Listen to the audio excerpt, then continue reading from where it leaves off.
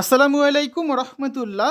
সুপ্রিয় শিক্ষার্থীবৃন্দ, mechanical engineering চ্যানেলের পক্ষ থেকে তোমাদের সকলকে জানাচ্ছি আন্তরিক শুভেচ্ছা। এই ভিডিওটা তৈরি করছি ষষ্ঠ শ্রেণীর শিক্ষার্থীদের জন্য। 2025 সালে ষষ্ঠ শ্রেণীর গণিত বইয়ের প্রথম অধ্যায় স্বাভাবিক সংখ্যা ও ভগ্নাংশ এর 7 নম্বর পর্বে আজকে আমরা দেখব অনুশীলনী 1.3-এর 11 থেকে 13 পৃষ্ঠার আলোচনা। এখানে যেই কাজগুলো রয়েছে বা উদাহরণগুলো রয়েছে এগুলো আমরা আজকে সমাধান করে দেবো, ঠিক আছে? এই ভিডিওর পিন কমেন্টে প্রত্যেকটি ক্লাসের এবং ডেসক্রিপশনেও প্রত্যেকটি ক্লাসের প্লেলিস্টের লিঙ্ক দেওয়া থাকবে, সেখান থেকে তোমাদের যার যে বিষয়ের ভিডিও দরকার খুব সহজেই দেখে নিতে পারবে। গত দুইটা পর্বে অর্থাৎ 5 এবং 6 নম্বর পর্বে আমরা অনুশীলনী 1.2 সমাধান করে দিয়েছিলাম।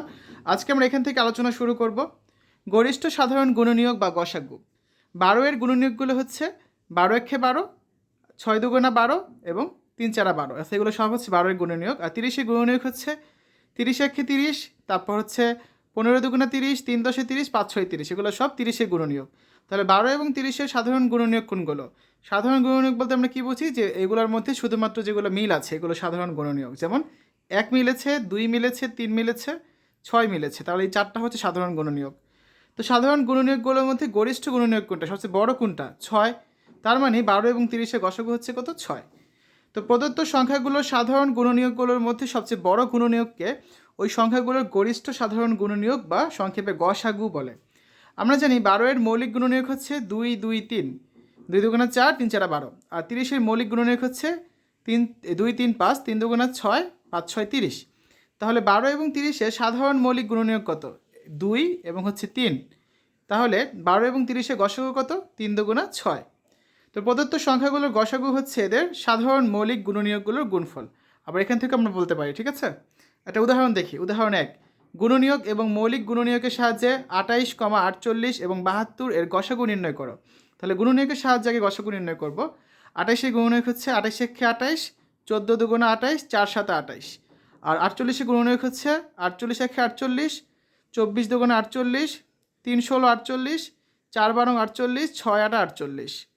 আর 72 গুণনীয়ক হচ্ছে 72 একে 72, 36 দুগুণা 72, 3 24 72, 4 18 72, 6 12 72, 8 9 72, ঠিক আছে? তো 28, 48 এবং 72 এর সাধারণ গুণনীয়কগুলোর মধ্যে গরিষ্ঠ গুণনীয়ক হচ্ছে কত? গুণনীয়ক তো অনেকগুলো মিল আছে সবার, যেমন এই যে আমি তোমায় দেখাই, এই 1 সবগুলোর মধ্যে আছে, 2 সবগুলোর মধ্যে আছে, 4 সবগুলোর মধ্যে আছে। এগুলো হচ্ছে সবগুলোর মধ্যে কমন। এর মধ্যে গরিষ্ঠ কোনটা? 4। তার মানে গরিষ্ঠ গুণনীয়ক হচ্ছে 4। তাহলে 28, 48 এবং 72 গসাগু হচ্ছে কত? 4। আবার যদি মৌলিক গুণনীয়কের সাহায্যে গসাগু নির্ণয় করি, 28 মৌলিক গুণনীয়ক হচ্ছে 2 দুগুণা 4, 4 7 28। 48 মৌলিক গুণনীয়ক হচ্ছে 2 দুগুণা 4, 4 দুগুণা 8, 8 দুগুণা 16, 3 16 48। আর 72 মৌলিক গুণনীয়ক হচ্ছে 2 দুগুণা 4, 4 দুগুণা 8, 3 8 24, 24 আর 3 গুণ করলে হয় 72। তাহলে 28, 48 এবং 72 সাধারণ মৌলিক গুণনীয়ক কত? সবগুলোর মধ্যে যেগুলো আছে এই 2টা করে 2 সবগুলোর মধ্যে আছে, তার মানে 2 গুণ 2, অর্থাৎ 28, 48 এবং 72 গসাগু হচ্ছে 2 গুণ 2, তার মানে 4। উদাহরণ 1 আমাদের শেষ। এখন আমরা ভাগ প্রক্রিয়ায় গসাগু নির্ণয় করব, ঠিক আছে? এটা হচ্ছে আমাদের উদাহরণ 2। 12 এবং 30 গসাগু নির্ণয় করো। তাহলে 30কে 12 দ্বারা ভাগ করলে কত হয়? 12 দুগুণা 24, ভাগ করলে থাকে 6, বিয়োগফল আর কি। 6 দ্বারা এখন ভাগ করবে 12কে, তাহলে 6 দুইবার, 6 দুগুণা 12, তাহলে ভাগফল 2 আর ভাগশেষ হচ্ছে 0। তাহলে দেখো আমরা কত পাচ্ছি এখানে? শেষ ভাজক কোনটা আমাদের? এটা হচ্ছে শেষ ভাজক, যেটা শেষ ভাজক থাকবে সেটাই হচ্ছে গসাগু। তার মানে 12 এবং 30 গসাগু কত? 6। এখন আমরা উদাহরণ 3-এ 28, 48 এবং 72 গসাগু বের করবো, ঠিক আছে? প্রথমে হচ্ছে 28 দ্বারা 48কে ভাগ করব।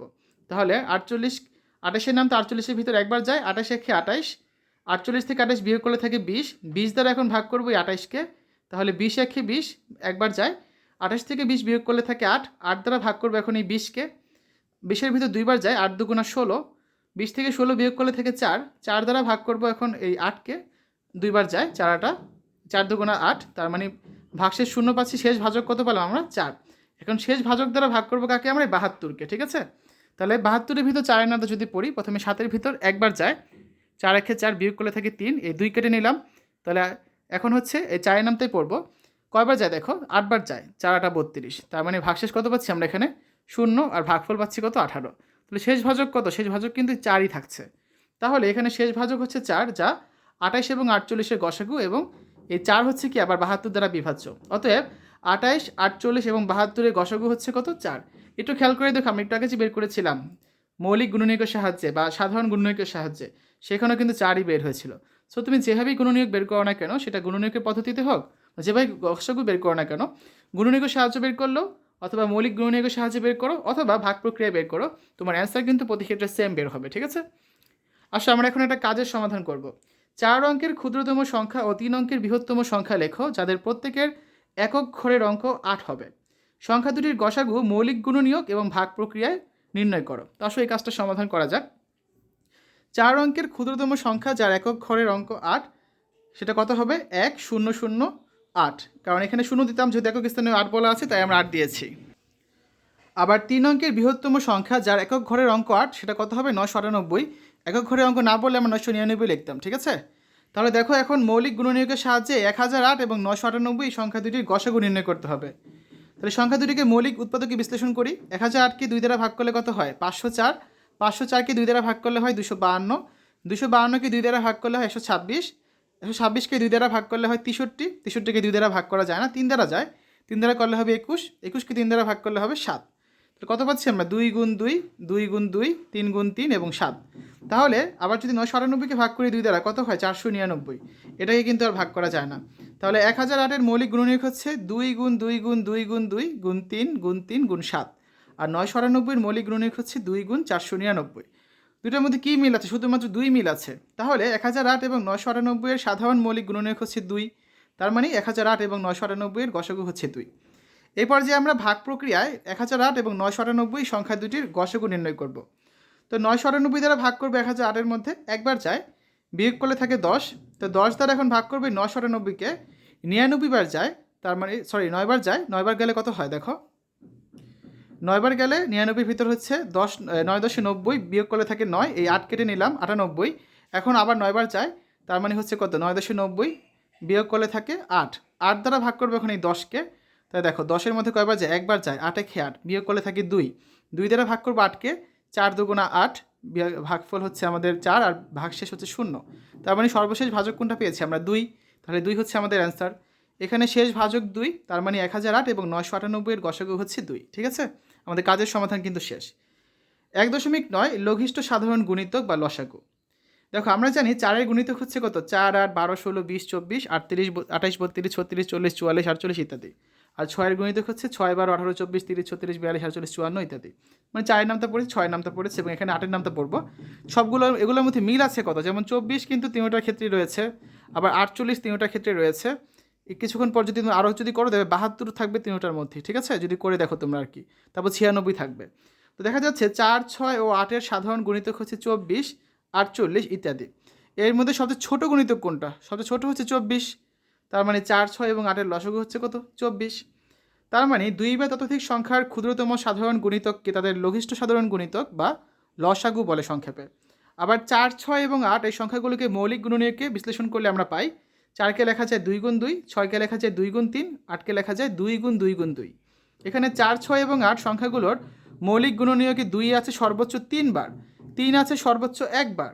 কাজেই 2 3 বার এবং 3 একবার নিয়ে ধারাবাহিক গুণ করলেই পাওয়া যায় 2 গুণ 2 4, 4 গুণ 2 8, 3 8 24, যা প্রদত্ত সংখ্যাগুলোর লসাগু। ঠিক আছে, তারপরে রয়েছে ইউক্লিডীয় প্রক্রিয়ায় লসাগু নির্ণয়। উদাহরণ 4, 12, 18, 20 এবং 105-এর লসাগু নির্ণয় করো।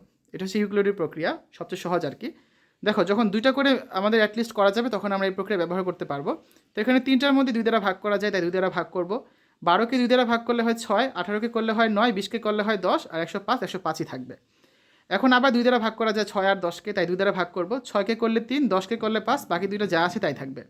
এখন আর 2 দ্বারা ভাগ করা যায় না, 3 দ্বারা ভাগ করা যায়, 5 দ্বারাও করা যায়। আমরা হচ্ছে 3 দ্বারা করবো। 3 দ্বারা 3-কে ভাগ করলে হবে 1, আর 3 দ্বারা 9-কে ভাগ করলে হবে 3, 3 দ্বারা 105-কে ভাগ করলে হবে 35, আর 5 5-এর জায়গায় থাকবে।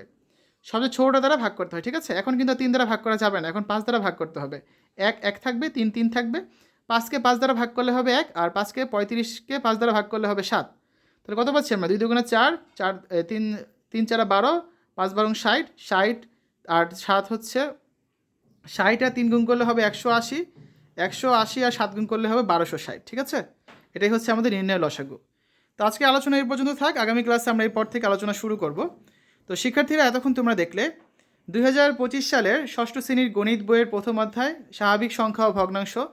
আজকে 7 নম্বর পর্বে আমরা অনুশীলনী 1.3-এর 11 থেকে 13 পৃষ্ঠার উদাহরণগুলো নিয়ে আলোচনা করেছি এবং একটা কাজ ছিল তার সমাধান করে দিয়েছি।